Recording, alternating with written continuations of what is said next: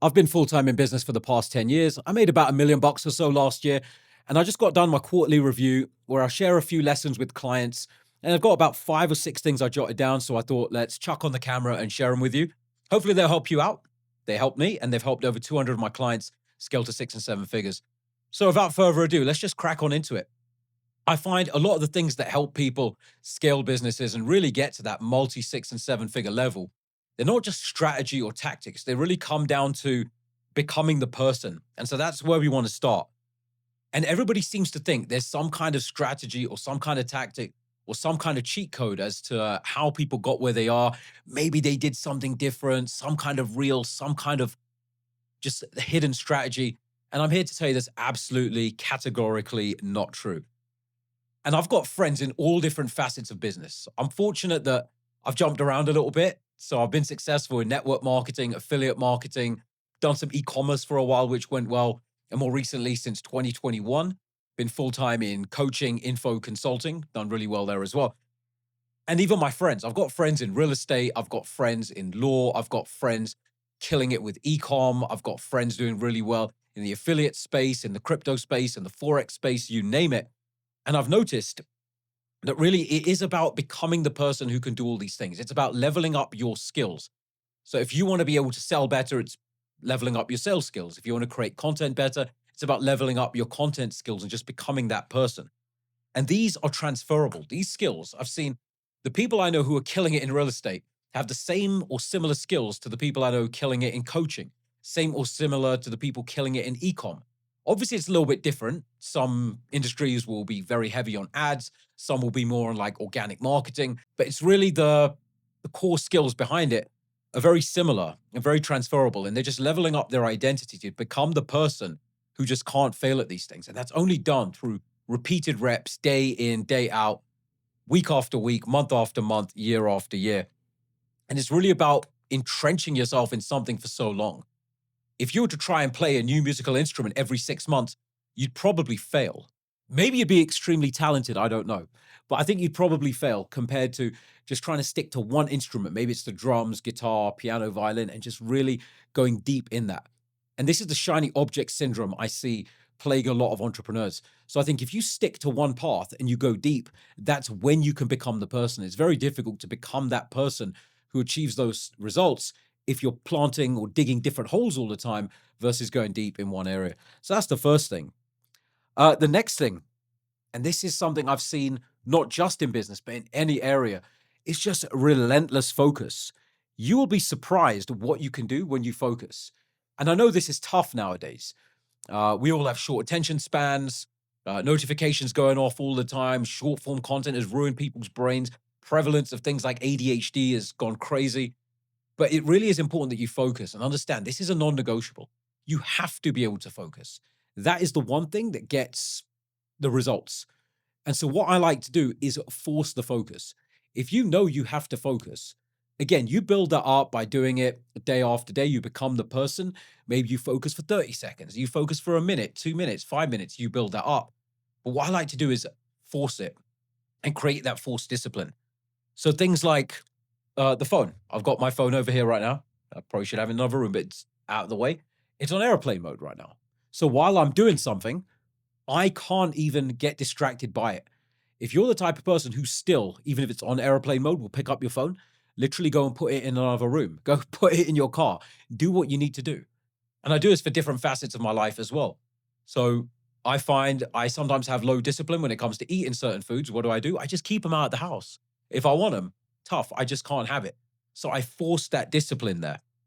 And you'll be surprised what you can do when you just remove the options and when you focus. When you focus and you remove the option for anything, you'd be surprised how much you can get done. Things that used to take you months will take you weeks. Something that used to take you a week will take you just a few hours. The majority of the time, we don't get things done. It's just because we're distracted. We start doing something, we start scrolling. We start doing something, somebody messages. We look at that, and our whole train of focus is just thrown off. Focus really is the superpower. So if you can force yourself, whether it's locking yourself in a room, whether it's phone on do not disturb, airplane mode, food's out of the house, or just sitting down and saying, okay, this needs to get done, and there's no other option. Like right now in here, I guess I got the phone there on airplane mode. but there's nothing else here to distract me. I can do nothing else but make a video. It's the only thing I can do right now. Number three, 80% done is better than 100% in your head. And I'm a bit of a perfectionist by nature. And a lot of people think this is bad. I don't think it's a bad thing. I think if you look at the best people in the world at what they do, they are perfectionists. So I don't think it's bad to be a perfectionist, but I think it's bad to let that dictate your outcome. So even though I want things to be perfect, I don't let them be. This video and this YouTube channel is an example of that. Things aren't perfect, but 80% done is better than 100% in your head. So you get it out there. And even if you were to do it 100%, trust me, it's never going to come out exactly as you want. And you just procrastinate and you actually psych yourself up and you make it worse. Because then if you've got any limiting beliefs or doubt around doing it, you're going to have even more because you're going to be waiting for it to be perfect. New things come up all the time and you think, well, I need this and then I need that. You need to train your brain to get something out 80% done. And if you look at the big businesses, the brands, the people you follow online, trust me, they are not perfect either. And I speak to a lot of them and they know they're missing a lot of things as well. But 80% done. And then what happens is you iterate because you can have 100% in your head, but you never know how it's really going to go. So what you do is you put out 80%, and you do a bunch of reps and then you look at the data. You see what's landing well, what isn't, what needs to be improved, what could we do better next time. That's how you actually get better at all these things. And you put it out and you polish later. And maybe you can see that on my journey as well. I started out with things looking like this. Then we upgrade certain things. We might upgrade the camera, we might upgrade the lights, upgrade the editing, but you put things out first and you'd be surprised. Like when I made my first 100K a year, even actually up to 100K a month, things were not perfect. Like things looked very messy, but they got the job done. And that's the only way to get better is to do these things, iterate and look at the data and revise from there. Where are we at? That was number three. Number four here. Now, this is a two-part. It's related to the calendar, but it's very important, not just time blocking, but making sure you're putting in time allocation for things to get done. Because otherwise, what happens is something called Murphy's Law. I think it's Murphy's Law. Murphy's Law takes over, which is a project will expand to the time frame allowed for it. So if you give yourself 5 hours for something, it will take 5 hours. If you give yourself 60 minutes and you say, hey, 60 minutes, done or not, I'm going to post it, or I'm sending that email, or I'm publishing this, or whatever it is, it will get done. Perfect example again is the gym. You give yourself an hour for a workout, you'll figure out. If you give yourself 3 hours in there, you're there for 3 hours. So Murphy's Law definitely applies. Create those boundaries. An old mentor told me this, and it was that routine creates freedom. And it didn't make sense at the time. A lot of us start our businesses to create freedom. We want the freedom to do what we want, when we want, how we want to do it. But that's not always how business works. Business is about serving the customer, serving the client. Yes, you can absolutely have freedom, but the best way to get the freedom is to have the routine. Because when you have the routine, things get done at certain times, the things that you want to get accomplished get done, and then you get the freedom.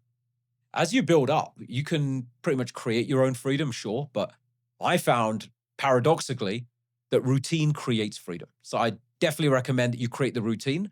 And what will happen is when you have the routine, like for me, I sit down certain times to get these videos done. The time frame that it takes to get them done shortens and shortens. The quality is increasing and increasing over time as well. So the routine is indirectly creating freedom for me. Number 5 here. This is probably the biggest one. I've kept it as number 5, but it's probably the biggest one. And it is just don't miss. That's what I call it. Don't miss. That is the consistency. If you do something and you do not miss and you do it with consistency, I'm sure you'll agree that you can't help but become better at it, become bloody good at it, and potentially become one of the best in your market.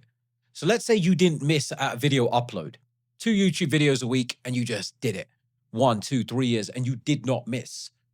It would be impossible not to get better at your video topics, your video titles, your delivery, your thumbnails, all these things you're doing, the editing, affinity with the audience. It would be hard to not get recommended more if you focused on getting better each time.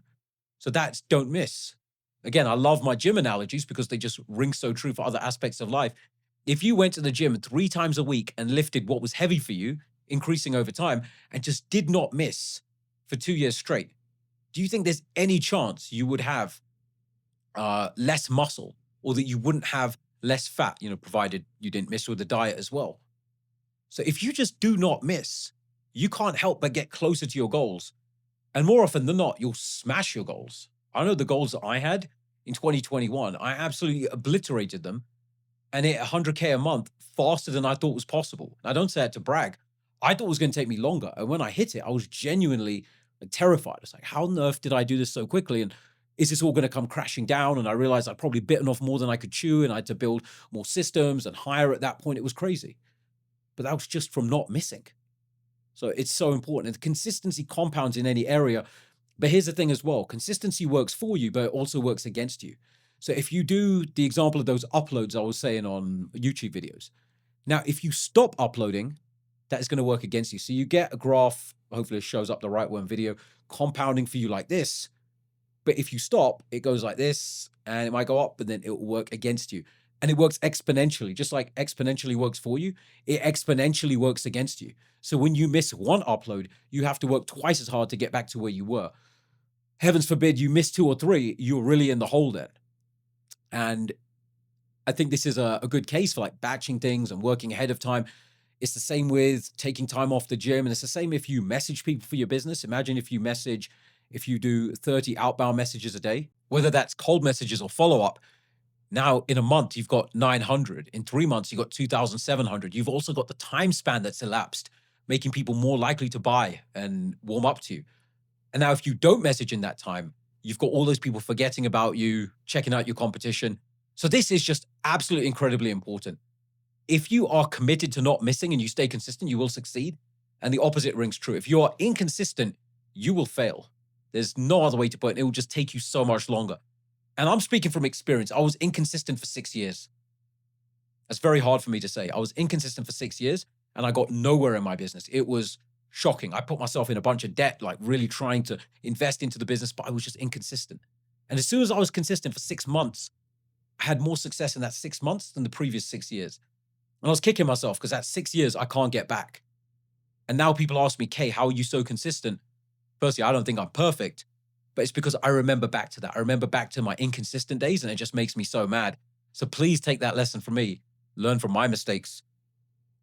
And number 6 here, I wanted to do an odd number. Maybe we'll think of a number 7, but otherwise 6 is cool. It's doing the risk, taking the risk that's necessary, the risk that you know you need to take, but you're scared to take because of your ego, because you're scared of looking silly, because you're scared of it not working out. Well, so what if you look silly? You probably will. Who cares about your ego? You're doing it for other people. You should be doing this for your clients, for your customers, to make an impact.